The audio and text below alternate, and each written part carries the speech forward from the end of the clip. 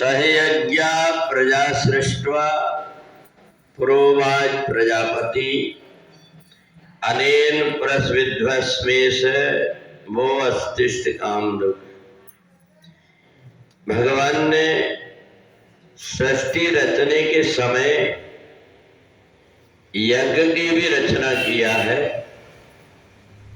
और यज्ञ की रचना इसलिए किया कि संसार में जो मनुष्य है अगर अपने नियम और संयम को नष्ट कर देगा तो ये सृष्टि तमोगुणी हो जाएगी, यहाँ पाप ज्यादा बढ़ जाएंगे। अच्छा, हमने बिना सोचे विचारे कर्म करना शुरू कर दिया, बिना सोचे विचारे हमने खाना शुरू कर दिया, क्या खाना चाहिए क्या नहीं खाना चाहिए, कर्म भी हमें क्या करना चाहिए क्या नहीं करना चाहिए।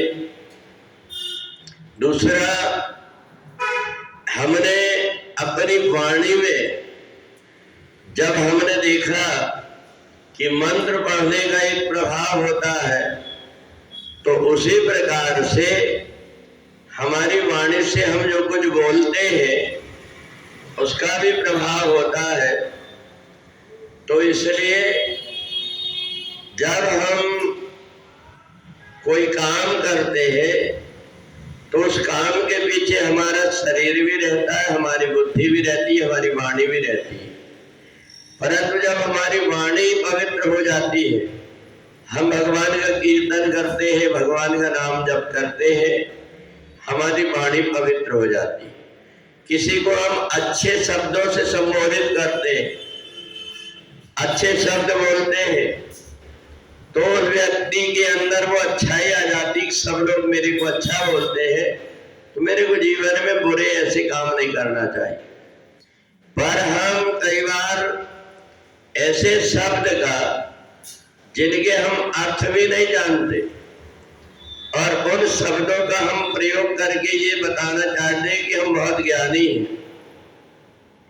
जैसे आपने देखा होगा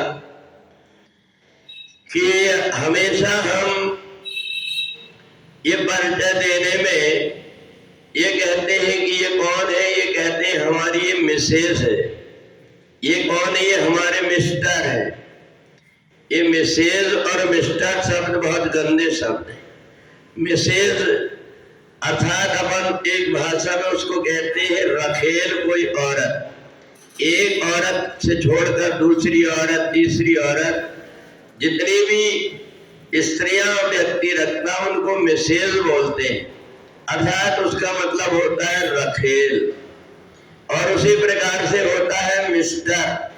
मिस्टर माने एक तरह, फिर दूसरा आ जाए, फिर तीसरा आ जाए। तो ये जो शब्द है इनको हम नहीं जान पाते। दूसरा, हम अपने माता पिता का संबोधन भूल गए, माँ को मम्मी कहने लगे। मम्मी शब्द है मरने के बाद में जो बॉडी होती है, शरीर होता है, उसको मम्मी कहा जाता है। और पापा कहते हैं तो गीता के 13वें अध्याय में पापा शब्द आया है कि पापा का मतलब क्या होता है। यज्ञ शिष्टाचना संतो मुच्यन्ते सर्वकिल्बिषयी भुंजते ते त्वघम पापा।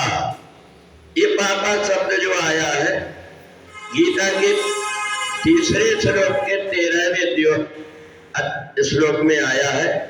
ये जो पापा शब्द है अपने पिता को जो पाप कर्म करने वाला कहकर के संबोधित करता है तो उस बेटे का भी पुण्य क्षीण होता है और जिसको कहते हैं उसकी आत्मा भी गंदी हो जाती है। अर्थात बार बार किसी को अपन कहो तो ये जो जितनी भी प्रकार के वाणी के दोष है, ये सारे दोष धीरे धीरे करके हम पश्चिम की सभ्यता, हमने ये नहीं देखा कि सूर्य जैसा प्रबल ग्रह भी जब पश्चिम की तरफ जाता है तो उसको अस्त होना पड़ता है, अर्थात डूबना पड़ता है।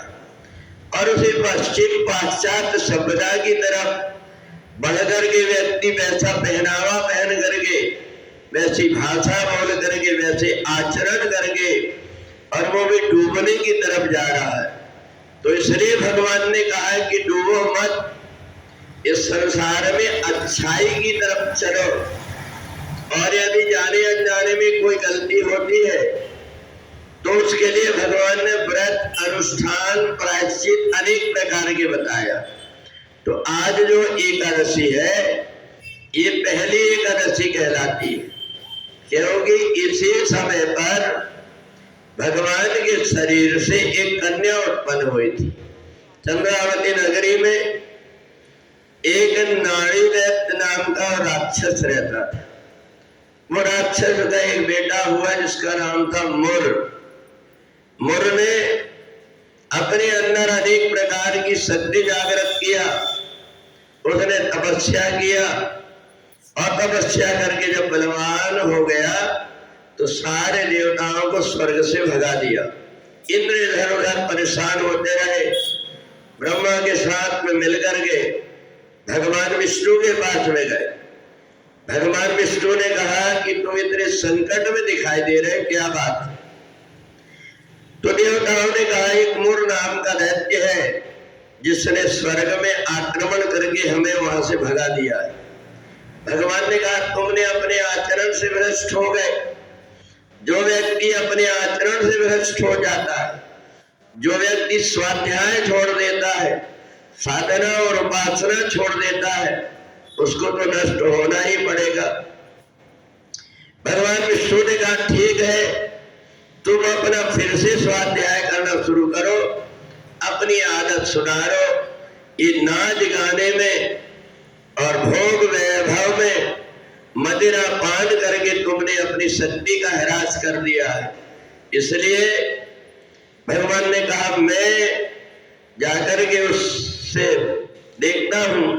तो मूर्दैत्य के साथ में भगवान जब युद्ध करने लगे तो भगवान से भी बलवान वो निकला। भगवान थक गए और जब एक गुफा में जाकर के भगवान निवास करने लगे तो उसी समय पर देवताओं ने जो तप किया था और भगवान ने जो ध्यान किया था गुफा में बैठ करके, उससे जो शक्ति अर्जित हुई, उससे कन्या उत्पन्न हुआ।